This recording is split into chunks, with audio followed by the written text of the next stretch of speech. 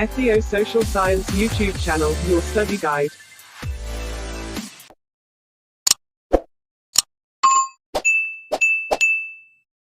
ሃይ ሰላም እንዴት ናችሁ? ውድ የተሻልቱ ቻናል ተመልካቾች ዛሬም እንግዲህ እንደተለመደው ይዤላችሁ የመጣሁት ሂስትሪ ግሬድ 11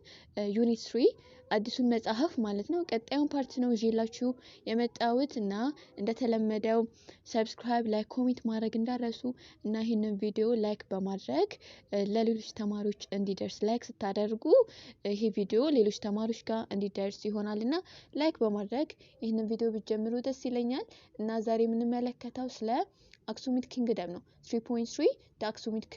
kingdom ስለ አክሱም መንግስት ነው የምናየው ማለት ነው እና the nucleus of the Aksum state was performed around 200 up to 100 BC እና ዋናው የአክሱም ግዛት የተፈጠረው ወይም የተመሰረተው በ200 እስከ 100 ዓመተ ዓለም ባለው ጊዜ ውስጥ ነበር እና initially its power was limited to a relatively small area comprising the towns of Aksum and its environs እና መጀመሪያ ላይ የአክሱም ግዛት ስልጣኑ ወይም ፓወሩ ትንሽዬ ቦታ ላይ ነበር የአክሱም ከተማ አሁን የአክሱም ከተማ በመትባለው ቦታ ላይ ማለት ነውና አካባቢው እና አሁን የአክሱምን አካባቢ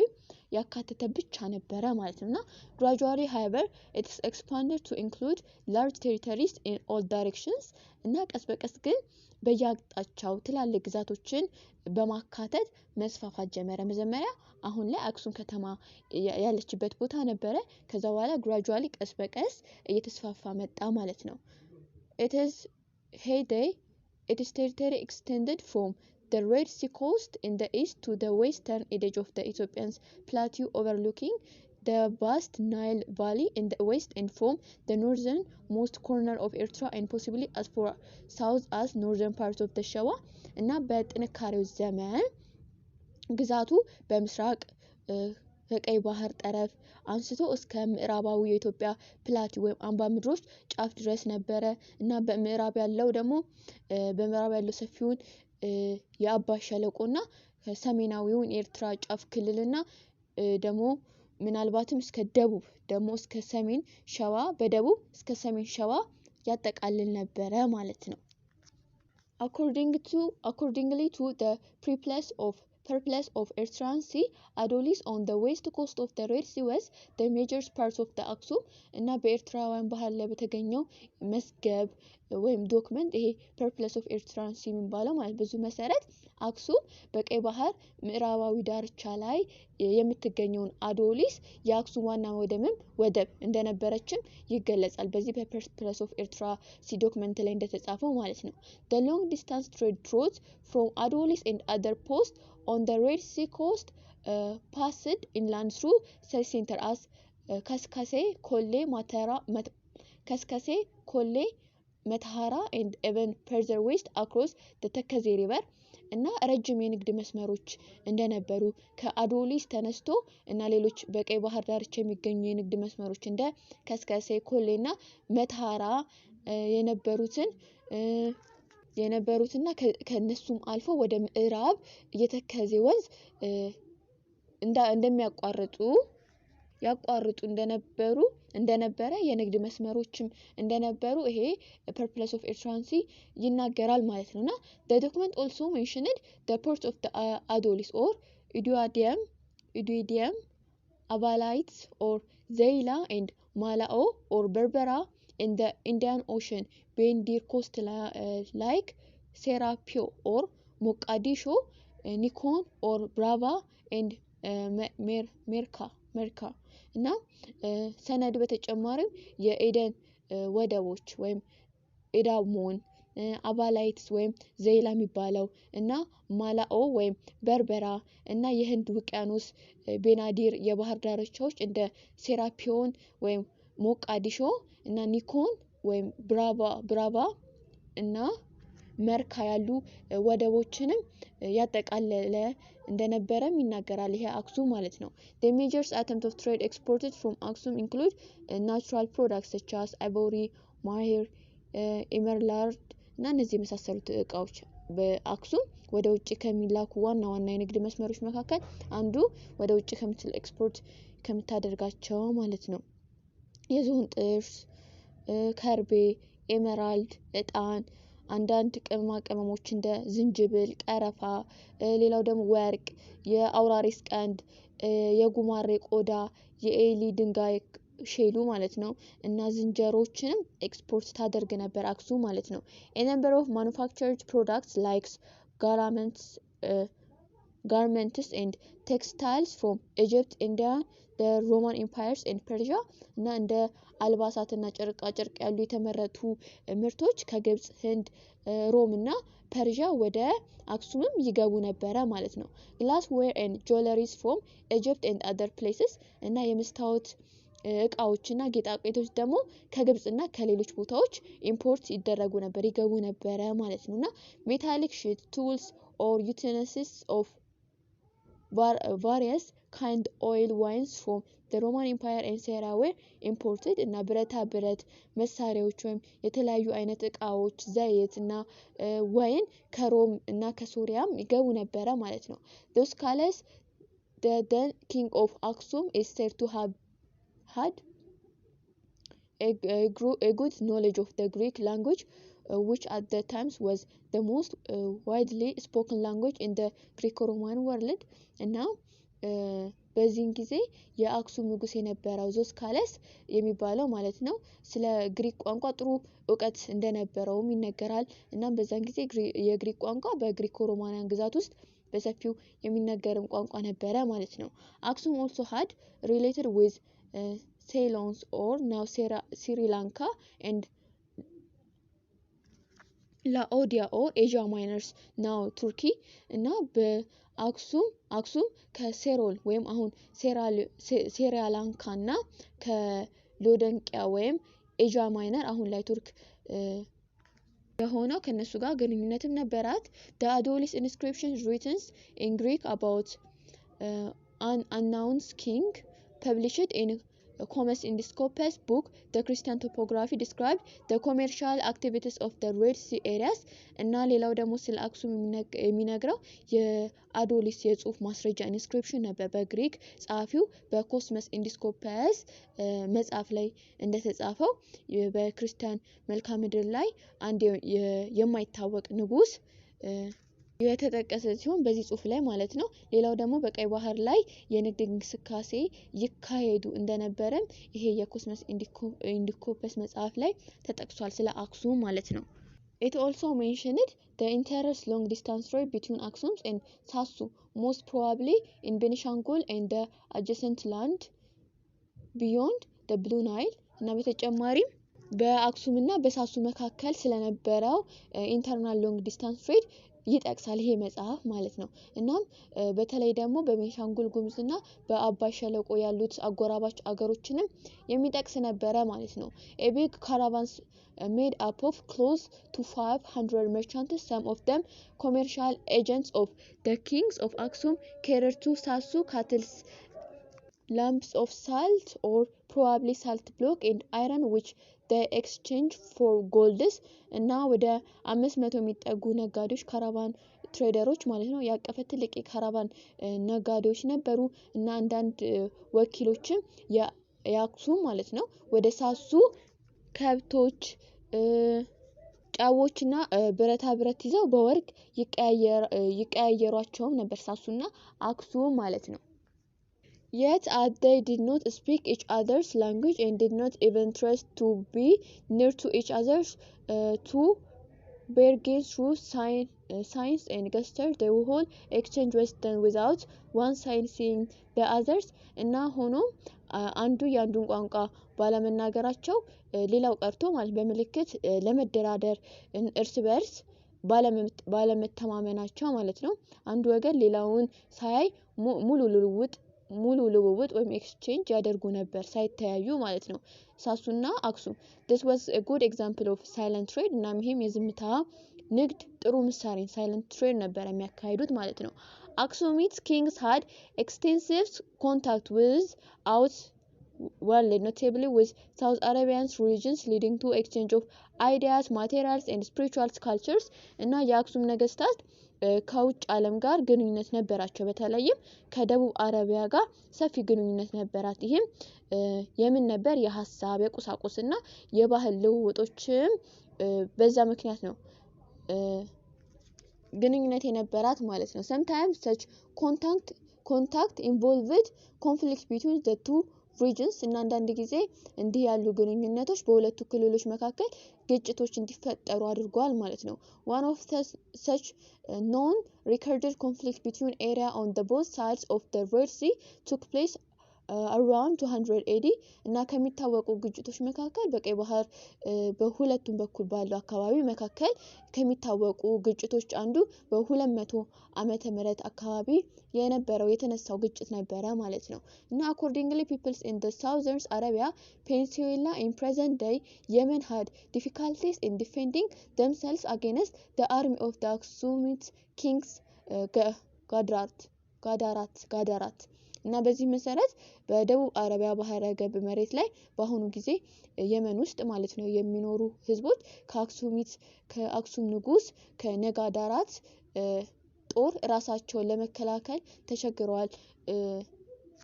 ማለትም ነጋድራድ ወረራቸው ማለት ነው። from the 3rd to the 7th century Aksumite king minted and issued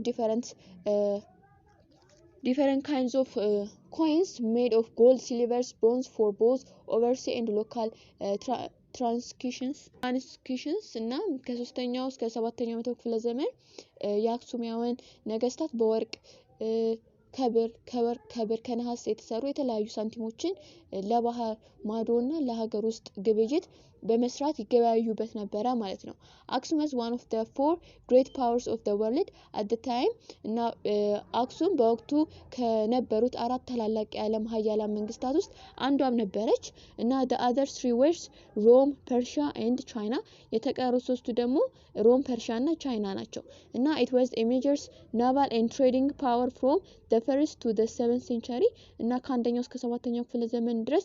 ዋና የባህር ኃይልና የንግድ ኃይሎችም ነበራት አክሱም ማለት ነው። አክሱም development ship building technology at Adolis it had a large fleet of ships which was used not only for trade but also for war purpose across the Red Sea እና አክሱም የመርከብ ግንባታ ቴክኖሎጂን በአዶሊስ ላይ ገንብታለች እና ብዙ መርከቦችንም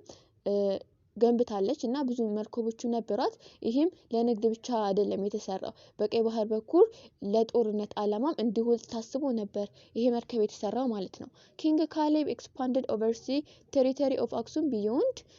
Himayar and Saba but the local prince Duhnwa was converted to Judaism, marched to Zafar and Nagarayan and killed many Christians እና ንጉስ ካሌብ የአክሱምን ግዛት ሲያስፋፋ ከባህር ማዶ ተሻግሮ ማለት ነው የሂርናን እና የሳቢያን ግዛቶች ያዘ። ነገር ግን በያዘበት ጊዜ ለዛን ግዛት ሉል የሆነው ዱልነዋስ ወደ ጁዲዝም ሃይማኖት ተለወጠና ወደ ዛፋርና ናግራን ዘምቶ ብዙ ክርስቲያኖችን ገደለ። እሱ ወደ ጁዲዝም ስለተቀየረ ማለት ነው። እና with the help of Byzantine fleet to send by Justinian Caleb defeated Duhanwas and appointed Abraha as a governor that continued until 570 AD እና ካሌብ ጀስቲኒያን በላከው የባዛንታይን መርከቦች ማለት ነው ታግዞ ዱኖአንን አሸነፈ። ከዛ አብርሃምን በዚህ ቦታ ላይ ገዢ አድርጎ ሾመው እስከ 570 ዓመተ ምህረት ድረስ ማለት ነው። እዚህ ጋር አንድ ጥያቄ ልጠይቃችሁ ማን ነው ጀስቲኒያን? ይሄንን ኮሜንት ላይ ጻፉልኝ። እና Caleb was succeeded by his son ገብረ መስቀል who built the church of ዙር አምባ አረጋዊ ጋይንት እና ካሌብ በልጁ ገብረ መስቀል ተተካ። እናም ገብረ መስቀል የዙ አምባ አረጋዊ ጋይንት ቤተክርስቲያንን ገነባ እና it was during ገብረ መስቀል that Yared developed the Ethiopian Orthodox Church liturgical song hymns እና በገብረ መስቀል ዘመን ጊዜ ቅዱስ ያሬድ የኢትዮጵያ ኦርቶዶክስ ተዋሕዶ ቤተክርስቲያንን የቅዳሴ መዝሙርና ዝማሬዎችን የፈጠረበት ዘመን ነበር፣ በገብረ መስቀል ያገዛዝ ዘመን ማለት ነው። The Aksumite state had begun to decline in the late of 7th century because of the internal and external challenges እና የአክሱም ግዛት ከ7ኛው ክፍለ ዘመን መጋቢያ ጀምሮ ማሽቆልቆል ወይም ዲክላይን ማድረግ ጀመረ። በኢንተርናልም ኤክስተርናልም በውስጥም ሆነ በውጫዊ ችግሮች እየገጠሙት ሲመጣ ማለት ነው። environmental degradation, declines in agriculture productivity and possible plague infestations started to weaken it እና የአካባቢው መራቆት፣ የግብርና ምርታማነት ማሽቆልቆል እና ምናልባትም ደግሞ በወረርሽኝ ምክንያት በበሽታ ወረርሽኝ ማለት መዳከም በዛ ምክንያት ነው ዲክላይን ሊሆን የቻለው ተብሎ ይታሰባል። እና with the destruction of the ports of Adolis by the Arab around 702 her economy artery was cut እና በ702 አካባቢ የአዶሊስ ወደብ በአረቦች መውደም ወይም መያዝ የአክሱም የኢኮኖሚዋ ዋና መሰረት ወይም መስመር እንዲቋረጥ አድርጎታል። ይሄ መውደሙ አዶሊስ መውደሙ ማለት ነው። The whole network of Aksumite international trade came under the control of the rising and expanding Arab Muslims, and the Aksumite state was isolated from its old commercial and diplomatic partners እና መላው የአክሱም ዓለም አቀፍ የንግድ መረብ እያደገና እየሰፋ በመጣው ይሄ የአረብ ሙስሊሞች ቁጥጥር ስር በሆነው ቦቻ በእነዚህ በአረብ ሙስሊሞች መያዛቸው የአክሱም ግዛት ከቀድሞቹ የንግድና የዲፕሎማሲያዊ አጋሮች ጋር እንድትነጣጠል አይዞሌት እንድትሆን አድርጓታል ማለት በእነዚህ በአረቦቹ መያዛቸው ማለት ነው። consequently the Aksum state declines economically እና በዚህ ምክንያት የአክሱም ግዛት በኢኮኖሚ ማሽቆልቆል ጀመረ ማለት ነው። This natural led to the declines of its political and military power not only on the Red Sea coast but also in its interior province እና ዲክላይን እያደረገች ስትመጣ ከቀይ ባህር በቀይ ባህር ዳርቻ ላይ ያላትን ብቻ ቦታ ብቻ ሳይሆን በውስጥም ክልሎች ውስጥ የፖለቲካና ወታደራዊ ኃይሎች እንዲቀንሱ አድርጓል ማለት ነው። እና ኃይሏ እንዲቀንስ አድርጓታል ማለት ዲክላይን መሆኗ እያደረገች ስትመጣ ማለት ነው። The recurring rebellions of the Beja, the Agaw and Queen Ban al-Haymuyan or Yodit ጉዲት ማለት ነው finally sealed the collapse of the Aksumite state እና የቤጃ ያገውና የንግስት ባን አል-ሐሚዋያ ወይም ዮዲት ተደጋጋሚ አመጾች በመጨረሻ የአክሱም መንግስት መፍረሱን አረጋግጧል፣ ፈረሰ ማለት ነው። However, as civilization Aksum had a profound impact upon the peoples of the Horn of Africa and beyond እና አክሱም በአፍሪካ ቀንድና ከዚያ በላይ ባሉ ህዝቦች ላይ በሲቪላይዜሽን ደረጃ ከፍተኛ ተጽዕኖ ያሳደረች አንድ ግዛት ነበረች አክሱም ማለት ነው። The Aksumite had developed the technology of coins mintage እና አክሱማውያን የሳንቲም አተታተም ወይም አሰራርን ቴክኖሎጂ ፈጥረዋል። The period of Aksum also remembered for its fine architectural achievements እና የአክሱም ዘመን ያስመዘገበው ጥሩ የስነ ህንጻ achievement ወይም ስኬቶችን በዚህም ይታወቃል ማለት ነው። The still standing in the several ruins still witnesses this magnificent architectural development እና የአክሱም የስነ ህንጻ እድገት የሚመሰክሩ እስካሁን ድረስ የቆሙ አሁን ላይ ያሉ በርካታ ምንድነው ሳይፈርሱ ወይም ሳይበላሹ የቆሙና የተበላሹም ሐውልቶችን ይሄንን አስደናቂ የስነ ህንጻ እድገትም ያመለክታሉ ማለት ነው። The entire structures in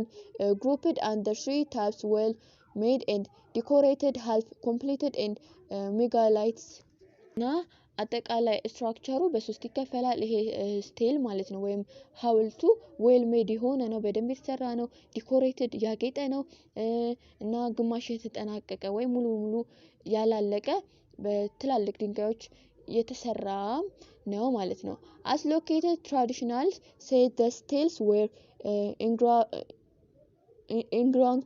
ingranted specifically at ጎበድራ from which they were transported and erected in አክሱም እና የአካባቢው ባህል ወይም የአካባቢው ሰው እንደሚለው ሐውልቱ ማለት ነው። ይሄ የአክሱም ሐውልት በተለምዶ በጎበድራ ተቀርጾ እዛ ተቀርጾ ነው ተቀርጾ ማለት ተሰርቶ ነው ተጭኖ ነው የመጣው ወደ አክሱም ከዛ አክሱም ላይ እንዲቆም የተደረገው ይላሉ እነዛ ነዋሪዎች ማለት ነው። The longest one of this stele measures 33 meters. It is highly decorated in all of its four sides እና ከሐውልቶቹ ውስጥ ረጅሙ 33 ሜትር ርዝመት ያለው ሲሆን በአራቱም ጎኖች ውስጥ በጣም ዲኮሬትድ የሆነ በጣም ያጌጠ የሚያምር ነው ማለት ነው። It represents a 40-storied building with many false windows and a door at the bottom እና ይሄ ሐውልት ባለ 14 ፎቅ ህንጻ ነው የሚመስለው እና እውነት ያልሆኑ መስኮቶች እና በርካታ በርም ከታች ደግሞ በርም ያለው ሐውልት ነው ማለት ነው። It also bears pre-Christian symbols which are a disc and an crescent at the top እና በተጨማሪም የፕሪ